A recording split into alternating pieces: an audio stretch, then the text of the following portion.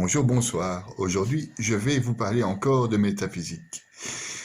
Une métaphysique qui vous parle de l'âme, de votre essence. Car en effet, l'homme a pour particularité sa spiritualité, sa conscience, et un cerveau capable d'intelligence et capable d'avoir un esprit. Dans l'Évangile, selon saint Jean, Jésus se fâche à la fin de sa vie. Dans le temple, il trouva installés des marchands, des bœufs, des brebis, des colombes, des changeurs. Il prit son temps et de manière volontaire, il fabriqua un fouet et commença à jeter par terre la monnaie des changeurs, les colombes, à libérer les brebis, les comptoirs des marchands. « Enlevez cela d'ici, dit-il, cessez de faire de la maison de mon père une maison de commerce. » Le temple dont saint Jean nous parle, et où Jésus s'est fâché parce qu'il a constaté qu'on en faisait une maison de commerce, c'est aussi une allégorie de notre temple intérieur. Et qu'est-ce que notre temple intérieur? C'est notre âme. Notre âme est logée au plus profond de nous. Mais de quoi est-elle faite? Elle est faite de cette énergie divine, la fameuse énergie dont je vous parlais quand je vous parlais de la physique quantique ou de la loi d'attraction, ou quand je vous disais que tout était énergie. Comme l'a énoncé si bien Einstein dans son EMC carré. L'énergie est égale à la masse fois la célérité de la lumière, donc la vitesse de la lumière au carré.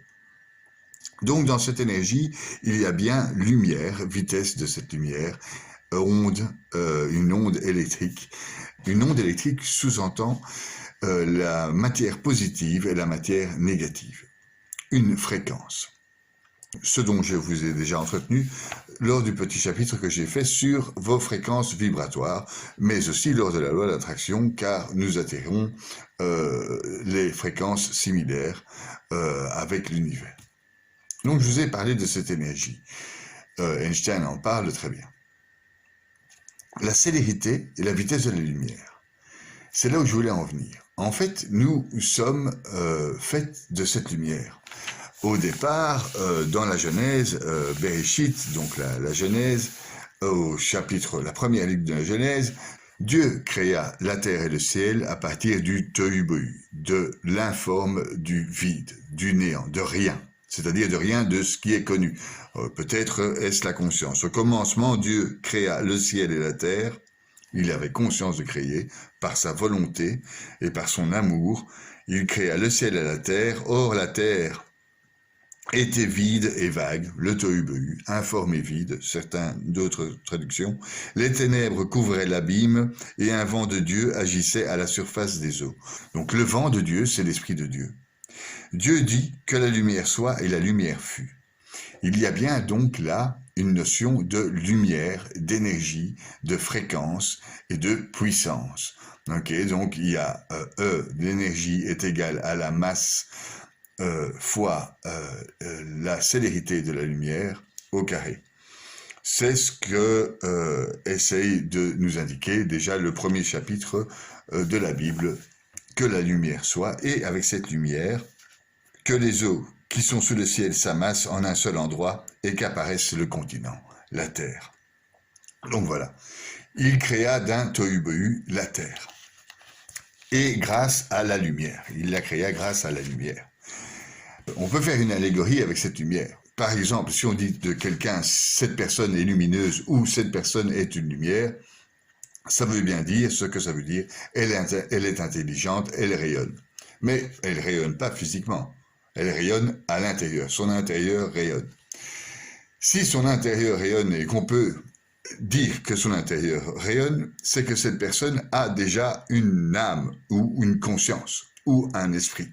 C'est évident, tous les humains ont une âme, une conscience, un esprit. La fenêtre corporelle de cette conscience, de cette âme, ce sont les yeux. Les yeux peuvent trahir votre état d'âme. Si vous avez derrière des arrière-pensées, on le voit dans vos yeux. Les yeux sont une fenêtre sur votre cœur. Alors, je ne parle pas ici de votre cœur physique, quoique physiquement le cœur distribue dans tout le corps le sang oxygéné. Et dans cette oxygénation, c'est le vent et l'esprit, le souffle de Dieu.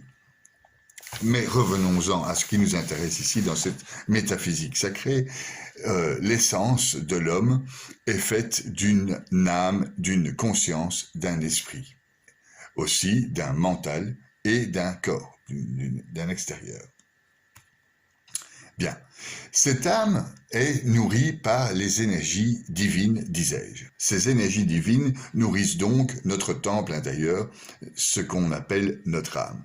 Ces énergies divines sont à la fois masculines et féminines. Donc notre âme est nourrie de ces deux aspects.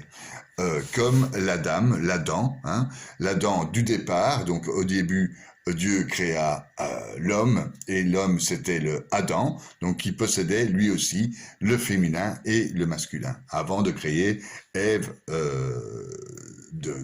à partir de sa côte. Tout ça veut dire allégoriquement que vous avez en vous une âme infinie,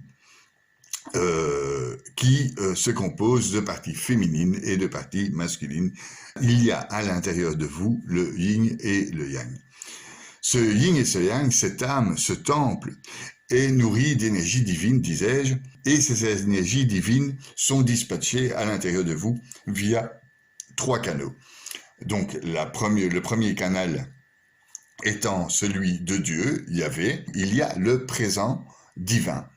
Mais le présent divin ne possède pas de notion de temps. Il n'y a pas de notion de temps.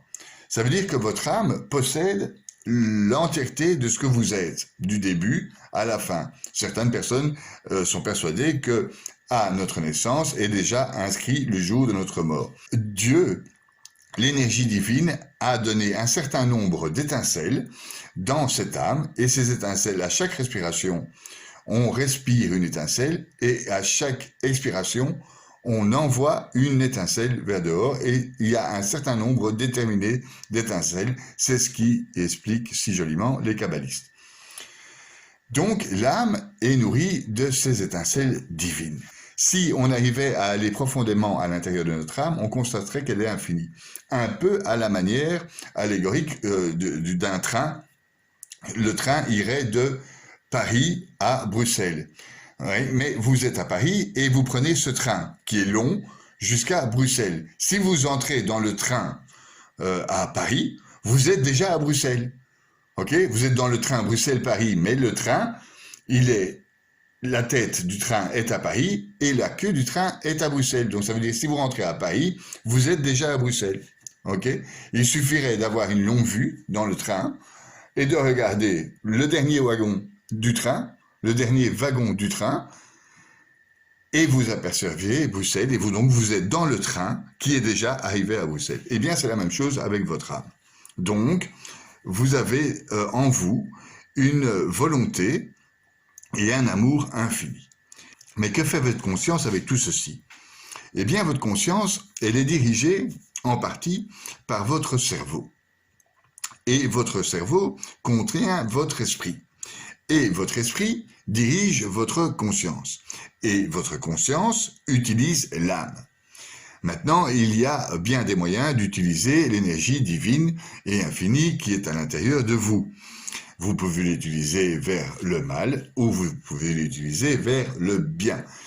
Maintenant, Dieu ne veut que le bien. Il ne fait que le bien. Il a créé par volonté et amour notre Terre, notre univers, notre cosmos et les cosmos avec une volonté de faire le bien. Il ne va pas faire le mal. Donc, nous avons comme impératif de vivant, normalement, d'utiliser notre âme dans le même chemin que Dieu pour faire le bien. Bien. C'est très difficile à faire. Il y a différentes lois à écouter, à apprendre. Il faut être éduqué. Et de nos jours, notre société a complètement oublié les dieux, de s'intéresser au spirituel, de s'intéresser à cette fameuse âme, et ne connaît absolument plus les lois qui sont écrites dans la Bible. Parce que finalement, il y a un bouquin de ces lois et ce bouquin s'appelle la Bible. Dans la Bible, il y a les 10 commandements, la vie de Jésus, les commandements de Jésus, aimer, tu n'aimeras qu'un seul Dieu et tu aimeras ton prochain comme toi-même. Il y a les 10 commandements de Moïse, ainsi que les 613 mitzvot pour les Hébreux. Donc il y a plein de choses à savoir, c'est toute une histoire, c'est tout un art de décortiquer les écrits bibliques. Les kabbalistes, donc la tradition orale chez les juifs, la théologie chez les chrétiens, la théologie chrétienne, et l'histoire de nos saints peuvent aider à comprendre la Bible. Les kabbalistes disent qu'il y a plus de 345 000 manières de lire la Bible. Okay.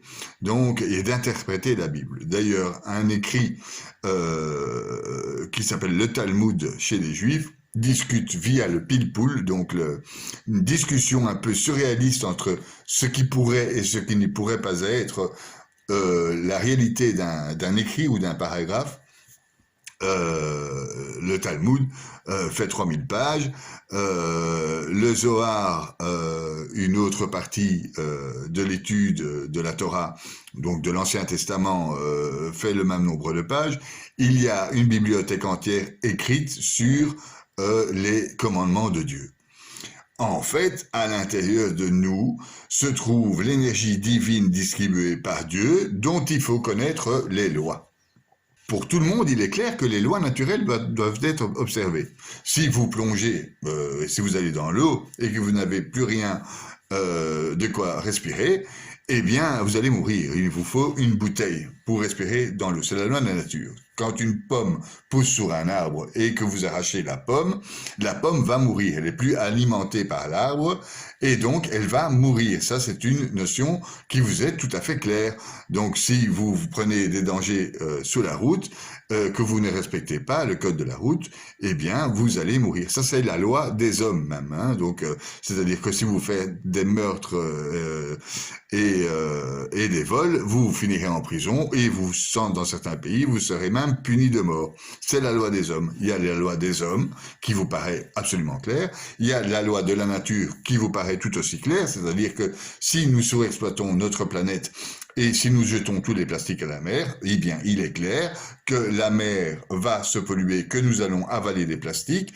Du côté agroalimentaire, nous surexploitons toutes les ressources de notre planète. Un jour, notre planète va se tarir en ressources et donc nous risquons notre peau.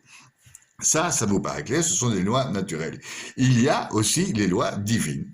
Ces mêmes lois divines, c'est à l'intérieur de vous. C'est-à-dire que si vous ne respectez pas les lois divines, eh bien vous allez aussi mourir. En fait, votre âme est éternelle. C'est ce qu'explique la Torah et l'Ancien et le Nouveau Testament pendant 3000 pages. Il y a des lois qu'il faut respecter afin d'être éternel. Votre âme est divine, votre âme ne meurt pas et vous possédez en vous votre éternité. Vous avez reçu un certain nombre d'étincelles. Ces étincelles sont des étincelles de vie et ces étincelles de vie d'essence divine ont pour but de faire le bien. Maintenant, le bien, ce n'est pas s'ancrer dans la matérialité, ce n'est pas de s'enrichir. Le bien, c'est d'aimer son prochain comme soi-même, c'est de faire la paix, c'est de rencontrer son soi intérieur et de créer de la place pour Dieu et de faire les biens autour de soi. Si nous faisons le mal, nous ne sommes pas en accord avec les lois divines et nous brûlons ces étincelles. Ces étincelles intérieures deviennent instables. C'est-à-dire que si nous avons, à chaque respiration, vous ai-je dit, il y a une étincelle de vie, à chaque souffle, il y a une étincelle de mort, elle meurt. Donc, chaque étincelle devrait être utilisée selon les lois divines. À l'intérieur de vous, vous pouvez aller pour chercher la divinité, donc cet infini, et pour faire de cet infini quelque chose dans la matière. Donc quand par exemple je dis je veux faire quelque chose, je c'est moi la matière, veux c'est vœu, c'est l'utilisation de cette énergie infinie. Ok, donc le vœu, lui, il est infini.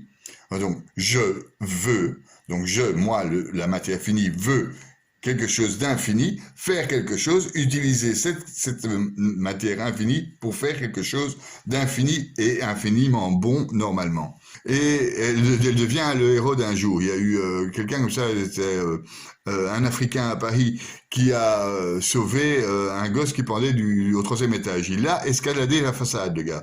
Donc voilà, c'était pas forcément un alpiniste. Il a sauvé l'enfant. Il est devenu le héros d'un jour. Il a utilisé une énergie infinie dans sa volonté. Donc il a dit je veux sauver l'enfant. Donc cet homme fini, qui n'était pas du tout alpiniste, a utilisé une énergie infinie pour aller sauver le gosse. Il a je veux sauver l'enfant.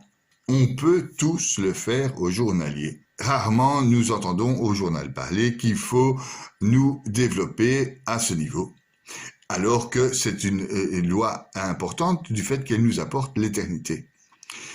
Voilà. Et non seulement elle nous apporte l'éternité, mais par sa miséricorde, Dieu nous fait prendre conscience de qui nous sommes, c'est-à-dire pas grand-chose à l'échelle planétaire ou même à l'échelle du cosmos, nous sommes absolument rien. Ça, on en prend directement conscience. Et donc, en fouillant à l'intérieur de nous, dans notre infini intérieur, on se rend compte qu'on est petit. Et si on se rend compte qu'on est petit, on se rend compte qu'à l'extérieur, c'est grand. Notre planète, notre univers, notre cosmos, c'est le corps de Dieu. Okay? En prenant conscience de Dieu, on peut prendre conscience du corps de Dieu, c'est une évidence. Et donc, on peut commencer à respecter l'environnement dans lequel on vit. Et on peut aussi respecter les autres. On respecte jamais aussi bien les autres que quand on sait d'abord respecter soi-même. On peut aider les autres à partir du moment où on sait d'abord aider soi-même. Pour s'aider soi-même, il faut chercher à l'intérieur de nous notre âme. Maintenant, nous avons un cerveau. Le cerveau agit comme une machine et est un organe gris, gluant, froid, et il agit comme un gros ordinateur. Voilà. Notre cerveau a la possibilité de créer notre esprit et notre conscience. Donc notre esprit, qu'est-ce qu'il fait? Il dirige notre conscience à faire le bien ou le mal. Il y a esprit et mental, c'est-à-dire que notre mental est le digne représentant du mal, de ce qui est mauvais. L'égoïsme, l'égocentrisme, l'orgueil, la radinerie, la méchanceté, etc.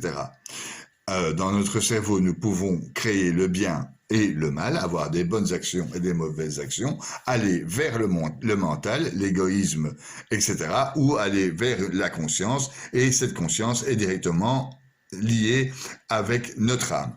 Notre conscience a accès à notre âme, d'une part, mais notre conscience crée aussi des mécanismes dans notre cerveau. Elle crée l'inconscient et le subconscient. Donc l'inconscient, c'est à force de faire quelque chose avec notre conscience, donc de travailler, ça devient, par exemple, je prie tous les jours, ça devient donc inconscient de prier. La dame qui tricote des pulls, de manière inconsciente, elle peut regarder la télé, ses doigts et ses mains fonctionnent de manière complètement inconsciente. Ça, c'est l'inconscient. Donc le but pour servir les énergies et les étincelles divines de la meilleure manière pour qu'elles ne deviennent pas instables et brûlent immédiatement à l'heure de notre mort, ou même elles brûlent immédiatement même dans notre vie, le but est de créer un inconscient. Voilà. Et cet inconscient va, en mix avec notre conscience, envoyer quelque chose dans notre subconscient. Et ce subconscient est directement connecté avec les énergies divines et avec Dieu et les anges. Notre subconscient est celui qui nous permet de nous réveiller avant le réveil. Par exemple, nous partons en voyage en vacances où nous avons un examen à telle heure, on met le réveil à 7 heures du matin, à 6 heures, hop, on se réveille. Eh bien, ça, c'est notre subconscient qui nous a fait réveiller. Pourquoi? Parce que notre subconscient dépend de notre âme il est en connexion directement avec notre âme, il est infini, il n'a pas de question de temps, il est toujours quelque part conscient, notre subconscient. Notre subconscient peut la nuit arriver à un état alpha, donc c'est-à-dire où notre conscience n'agit pas, et notre esprit non plus. Et dans cet état alpha, nous pouvons contacter les anges et Dieu. Alors Dieu, je n'ai pas la prétention de pouvoir vous expliquer ce qu'est Dieu. Dieu est impossible à expliquer. C'est une énergie subatomique, nucléaire, une lumière qu'on ne peut même pas voir, qu'on ne peut pas imaginer. Qu'il est présent, dans tous les présents. Que son nom s'écrit Yod He Vav He, je ne sais pas dire grand-chose de Dieu, et d'ailleurs, personne ne peut dire qui est le Père à part le Fils. Et le Fils étant considéré, donc le Fils Jésus, pour les chrétiens, étant considéré comme Dieu, il est le seul à pouvoir avoir la substance de Dieu pour connaître l'essence de Dieu. Nous ne pouvons pas le faire. Par contre, ce que nous pouvons faire, c'est le bien ou le mal. Et utiliser les étincelles divines qui nous sont distribuées par Dieu à notre naissance, au mieux et dans le sens de la loi de celui-ci. Alors, à chaque fois que nous allons faire le mal, eh bien, ces énergies divines n'étant pas en connexion et n'ayant pas accompli leur but, ces molécules d'énergie divine se retrouvent déstabilisées. Et là, comme elles sont déstabilisées, elles brûlent. D'ailleurs, le feu, quand on met du feu au bois, c'est parce qu'on nous déstabilisons, quand on met le feu au bois, on déstabilise des molécules. Il en est de même de notre âme. Si notre âme ne va pas dans le sens des lois de Dieu, eh bien ces molécules brûlent immédiatement. Quand on a fait du mal, nos étincelles divines sont directement déstabilisées. Et donc directement, elles prennent feu. C'est ce qui s'appelle l'enfer. Donc les anges, même à ce moment-là, ne peuvent pas agir pour les gens qui ont fait le mal. Vous brûlez instantanément.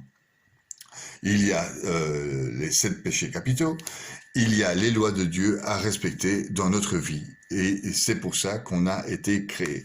D'ailleurs, la bonne et simple preuve, c'est que notre bonheur réside en 2 choses, l'amour et la spiritualité. Si nous avons l'amour et la spiritualité, eh bien nous sommes heureux. Maintenant, la Bible nous parle pas de réincarnation. C'est les bouddhistes qui en parlent. Je disais que l'âme était divine et qu'il nous fallait, grâce à notre conscience et notre esprit, aller vers le sens de Dieu, donc vers le bien. Maintenant, comment aller entièrement et utiliser entièrement ces étincelles divines, donc chaque respiration, dans le sens de Dieu. À part un qui a fini sur une croix, on ne connaît personne qui sait le faire. Alors, nous essayons au mieux durant notre vie et notre âme tente à cette perfection. Heureux les pauvres d'esprit qui, eux, n'ont pas dans l'esprit la réussite sociale et le paraître, mais qui ont simplement une connexion directe avec leur âme. Donc leur conscience. Les pauvres d'esprit sont finalement les riches en conscience. Donc notre âme, ayant pour finalité cette perfection divine, va se retrouver à l'heure de notre mort jugée. Alors, on aura créé le mal, cette instabilité, donc on aura déstabilisé ces étincelles divines qui vont brûler directement, et il y en aura d'autres qui ne sont pas brûlées et qui restent sous forme d'anges. Les kabbalistes disent que toutes les bonnes actions faites en ce monde créent un ange. Il y a un ange par grain d'herbe, il y a un ange à chaque bonne étincelle utilisée. On crée un ange. Donc tous ces anges se retrouvent en haut en même temps que nous, dans notre corps éthérique, si on peut dire ainsi, c'est-à-dire notre âme, ce qui nous a représenté au jugement dernier. Notre partie d'étincelle qui nous appartient ne peut plus évoluer dans le temps et dans la matière. Et donc, elle reste immobile à contempler. C'est pas plus mal, c'est le faible d'esprit, c'est-à-dire le cœur kénose, se mourir à soi-même afin de contempler Dieu. Dans l'Ecclésiaste, il est écrit à propos du but de notre existence. Tout ce que ta main trouve à faire, fais-le, tant que tu en as la force, car il n'y aura ni œuvre, ni réflexion, ni savoir, ni sagesse dans le Sheol où tu t'en vas. Et en fait, ça explique cette fameuse théorie qui est la mienne et celle de Franck Athènes et celle de certains théologiens et celle de certains kabbalistes, et de dire bien voilà. En fait, ici, nous avons un corps et nous avons et dans ce corps est distribuée ces fameuses étincelles divines à l'intérieur de notre âme. Notre conscience et notre esprit sont censés utiliser ces étincelles vers le bien. Ce qui sera utilisé vers le mal sera immédiatement brûlé, car ce sera des molécules instables. Ce qui sera utilisé vers le bien créera des anges. Comme notre but est de chercher l'amour divin et de comprendre la volonté divine, nous serons attirés vers cet infini. Et le seul moyen pour nous d'avancer vers cet infini, c'est de créer de la matière et du temps. Et donc, voilà le principe de la réincarnation, selon moi, et selon Franck Athènes. C'est une petite aparté marrante sur la notion de réincarnation et pourquoi nous est-il possible peut-être de nous réincarner. Les kabbalistes utilisent d'autres termes, ces étincelles qui sont divines et qui sont bien utilisées, sont redispatchées vers d'autres âmes, dans d'autres corps aussi. C'est une possibilité. Je ne suis pas Dieu et donc ce n'est que vanité sous le soleil. Mes explications sont ce qu'elles sont et je voulais vous faire part de cette fameuse métaphysique divine. Quant au départ de la Bible, dans la Genèse 2, dit que la lumière soit, eh bien cette lumière, c'est ces fameux paquets d'étincelles divines. Je ne vais pas aujourd'hui vous parler de l'arbre des séphirotes et de l'arbre de vie qui pourrait modéliser notre conscience, qui pourrait expliquer à sa manière comment pourrait fonctionner notre conscience. J'y viendrai sûrement plus tard. Enfin voilà, je voulais vous faire part du fait que il y avait Dieu l'Éternel présent au présent. Le présent est infini. Et ce présent infini se situe dans notre cœur et dans notre âme. Notre cerveau devrait être utilisé pour manier notre esprit, afin qu'avec notre conscience, nous allons dans le sens des lois de Dieu, parce que c'est les lois qui feront de nous des êtres éternels.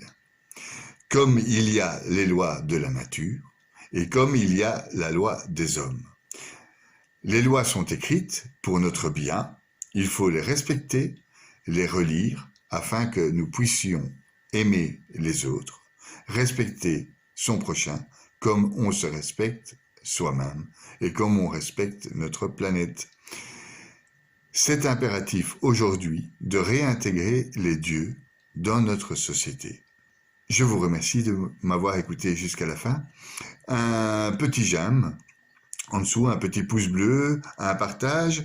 Vous vous abonnez à ma chaîne et si vous voulez, vous pouvez vous commander le PDF à 5 € qui est le PDF de l'abécédaire que j'ai écrit concernant toute cette science, donc la physique quantique, la loi de l'attraction, l'alchimie, la métaphysique, Dieu, enfin un peu tout ce que vous entendez dans mes capsules.